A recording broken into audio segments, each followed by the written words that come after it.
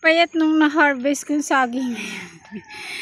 Kung napanood nyo yung nakaraan kong vlog guys, matataba yung saging na na-harvest natin na hindi naman siya nabagyo. Kahit na almost mag 1 week yung bagyo, hindi yun natumba, hindi na bagyo, hindi na pinsala. Kaya na-harvest natin na maganda at mataba. Ito naman guys, meron ako ulit na harvest ngayon. Hindi siya mataba. Ayan ang papayat.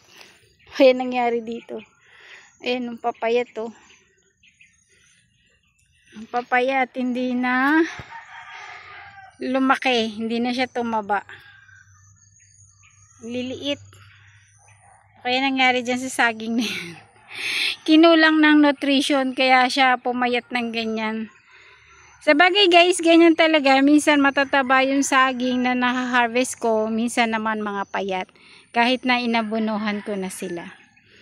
Ayan yung aking kapaligiran.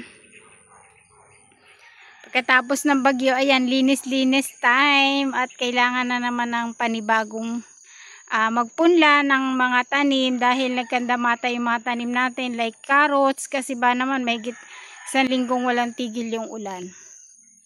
Ayan, medyo mataas na din yung damo, kaya unti-unti akong naglilinis para makapagtanim na tayo ulit. Maganda na yung panahon natin ngayon. Ayan.